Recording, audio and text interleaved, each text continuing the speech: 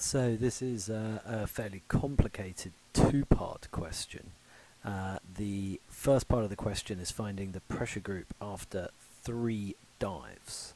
And then we have to consider a minimum surface interval should we wish to do a 4th dive. So what we need to do is really break this into the 2 component parts of the question.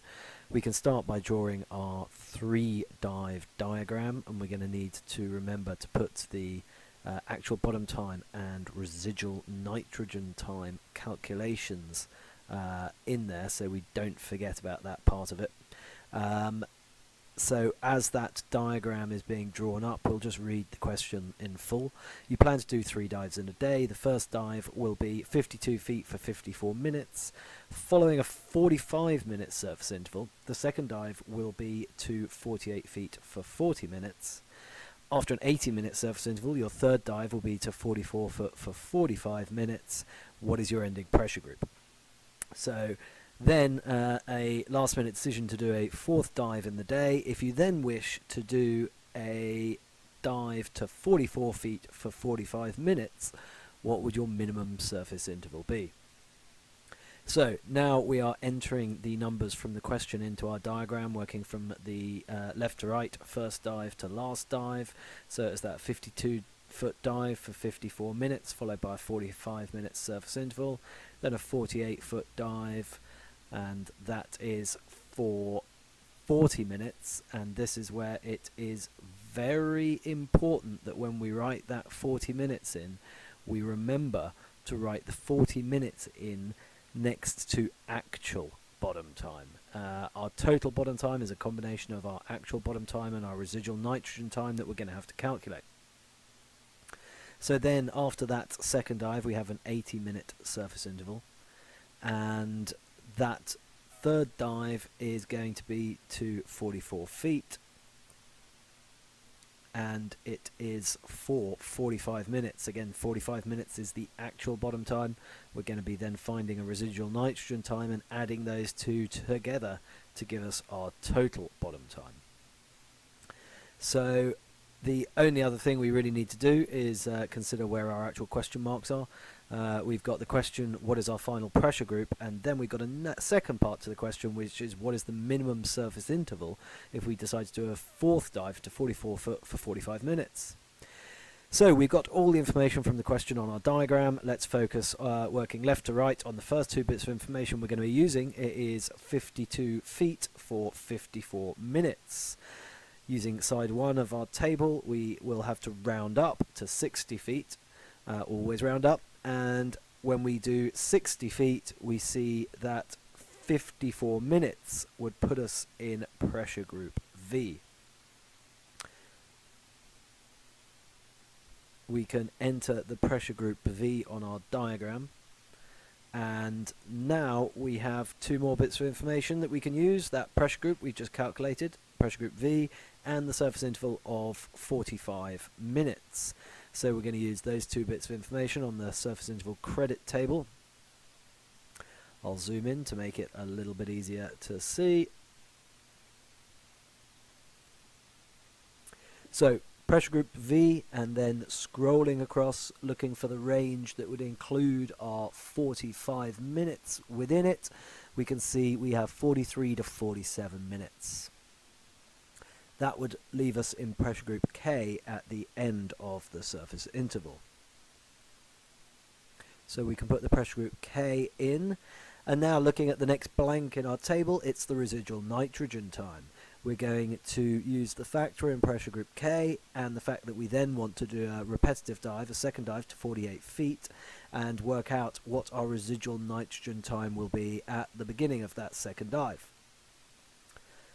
So the depths on the left, the pressure groups on the top, 50 feet we're going to have to round up to, always round up, and then pressure group K. Where those 2 intersect, we have 2 boxes, a number in a white part of the box and a number in the blue part of the box. We are looking for the residual nitrogen time, which is the number in white. So we can take that residual nitrogen time and put that in our diagram. So a 36-minute residual nitrogen time added to our actual bottom time of 40 minutes is what gives us our total bottom time, the number we use to calculate our pressure group at the end of the second dive. So a total bottom time of 76 minutes. So now we have a 76-minute dive at 48 feet. We will work out our pressure group at the end of that dive using side 1 of the table. Again, we'll be rounding that 48 feet up to 50. And 76 minutes will give us a pressure group of X. So we end the second dive in pressure group X.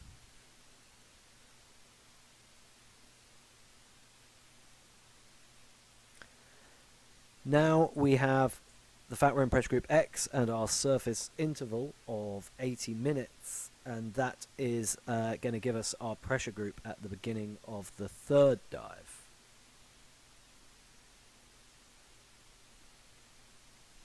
So using the surface interval credit table, scrolling across the pressure group X row, let's find out what that surface interval will leave us with.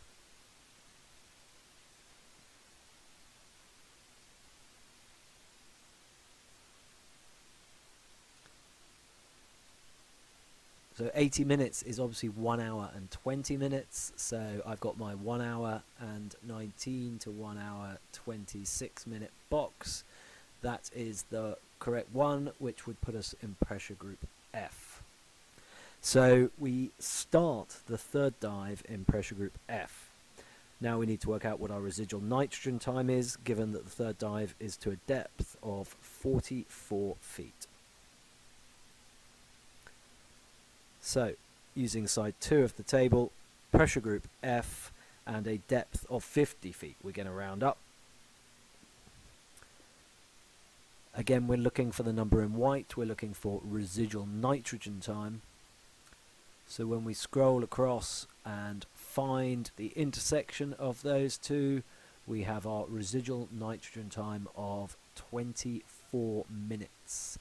So that is what we are going to add to our 45 minute of actual bottom time. So that gives us a 72 minute total bottom time, 69 minute total bottom time for the third dive.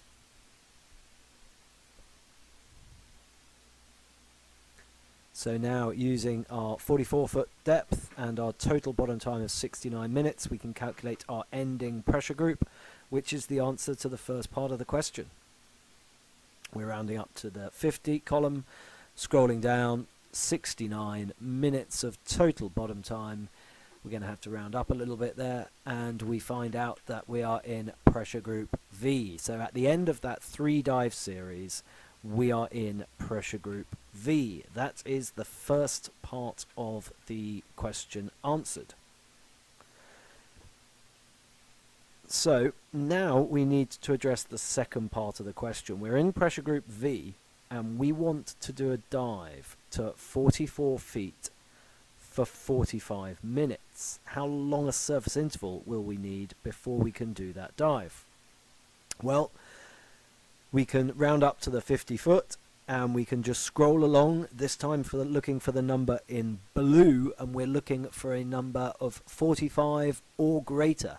And there we have it, the 47 minutes that we would be allowed to do if we were in pressure group J is what we're going to need to get ourselves into. So we just calculated we need to be in pressure group J at the beginning of this fourth dive if we want to dive to 44 feet for 45 minutes. How do we get from pressure group V to pressure group J? Well, using our table here, we can have a look at that. So pressure group J, pressure group V, where they intersect, we see that it would require a surface interval in the range of 48 to 53 minutes. So the minimum surface interval would be 48 minutes. or at least it would if it wasn't for the WXYZ rule. If you are planning 3 or more dives in a day, beginning with the first dive, if your ending pressure group after any dive is W or X, and it's very important to understand after any dive is W or X, the minimum surface interval between all subsequent dives is 1 hour. And we calculated that at the end of the second dive, we were going to end in pressure group X. So that means that the minimum surface interval between all subsequent dives is 1 hour. So that 48 minutes that we calculated isn't enough. We need to follow the WXYZ rule and give ourselves a 60-minute or 1 hour surface interval.